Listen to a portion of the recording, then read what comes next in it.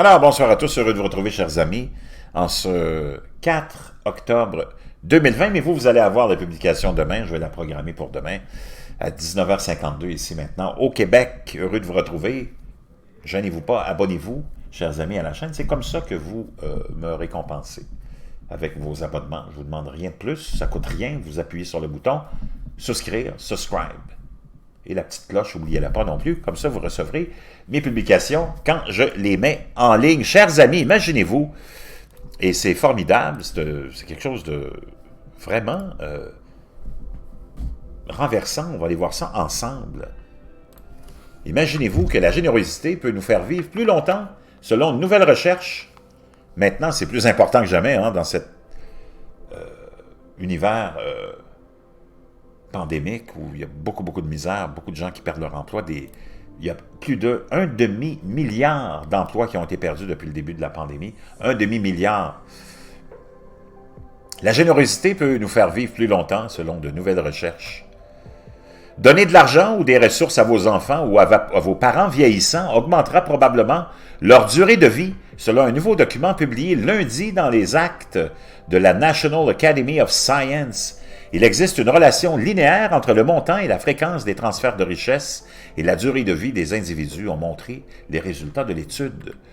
Au début de la vie, vous dépendez des autres, a déclaré l'auteur principal de l'étude, Tobias Vogt, professeur adjoint à la faculté des sciences spatiales de l'université de Groningen. C'est une bonne idée d'aider les autres tout au long de notre vie. L'objectif des chercheurs était de suivre les données sur la façon dont chaque individu d'une société donnée consomme et économise. Le transfert des richesses intergénérationnelles peuvent inclure de l'argent, mais ils peuvent également inclure des maisons, des avantages ou du temps.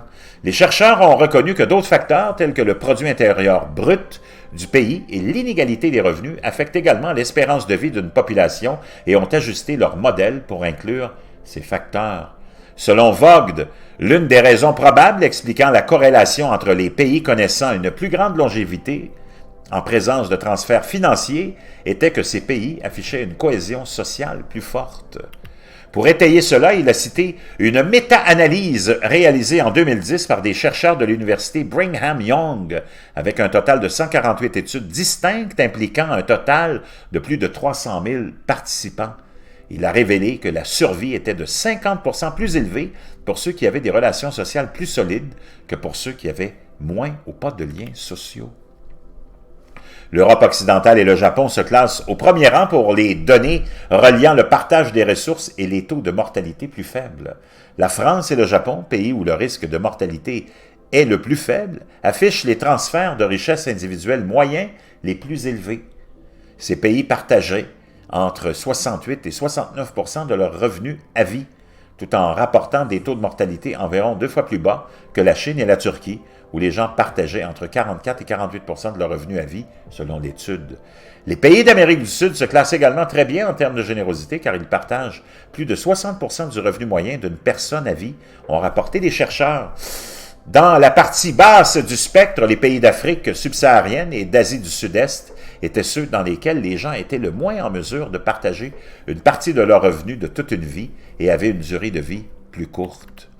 La générosité et l'espérance de vie font partie des 6 variables que les scientifiques examinent lors de la rédaction du rapport sur le bonheur dans le monde, qui est publié chaque année par le réseau de solutions de développement durable pour les Nations Unies. Cette année, alors même que la pandémie balayait l'Europe, la Finlande a conservé son titre de pays le plus heureux pour une 3e année consécutive. Un comportement généreux est lié à la confiance, au respect mutuel et au sentiment d'être ensemble, a déclaré John Halliwell, coéditeur du World Happiness Report et professeur émérite d'économie à l'Université de la Colombie-Britannique. Les gens qui sont plus heureux sont par la suite en meilleure santé. Les recherches de Vogt et de son équipe cadrent bien avec le corpus scientifique de l'ONU et les chercheurs du monde entier qui surveillent depuis 2012, car ils ont cultivé l'indice de bonheur, a déclaré Halliwell. Les sociétés ayant une confiance mutuelle élevée sont plus susceptibles d'être résilientes, et cela pourrait être vu dans la façon dont elles se sont récemment comportées contre la fameuse pandémie, a-t-il expliqué. Ces pays qui réussissent à tenir le virus à distance, comme la Norvège et la Nouvelle-Zélande, sont des endroits où les gens se font confiance. Il y a une histoire évolutive racontée par ce papier, a-t-il dit, que notre endurance collective en tant qu'espèce ne concerne pas la survie des individus les plus aptes, mais plutôt la survie des sociétés les plus coopératives. Dans la mesure où la générosité ajoute à la longévité, il s'agit de notre résilience aux maladies, aux tremblements de terre ou au changement climatique, a déclaré Halliwell. Les dirigeants doivent agir ou élargir notre capacité à nous entraider.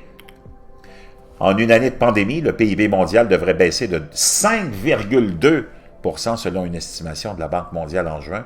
Cela signifie que nous allons perdre beaucoup de transferts de valeur, qu'il s'agisse d'un fonds de bourse d'études ne collectant pas son objectif annuel de collecte de fonds, d'un couple d'âge moyen licencié aux prises avec les factures de maison, de retraite, de parents malades ou de gouvernements qui perçoivent moins d'impôts pendant une période de chômage élevée.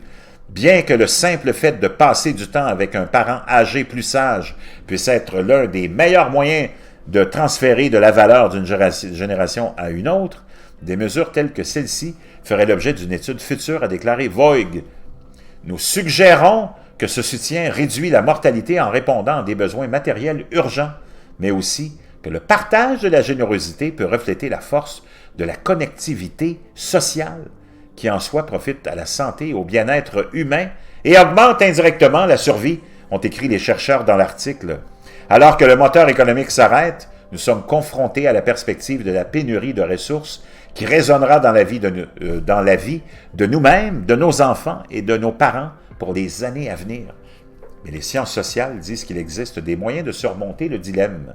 Il est important de savoir comment les pays sortent de ces situations, a déclaré Vogt, soulignant que des pays comme l'Espagne et la France ont une espérance de vie élevée et une forte cohésion sociale, des caractéristiques qui peuvent les protéger contre les pires effets de la pandémie.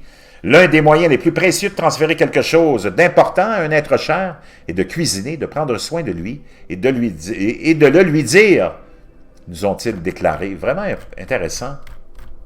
Je vous laisse ça dans la boîte de description comme d'habitude.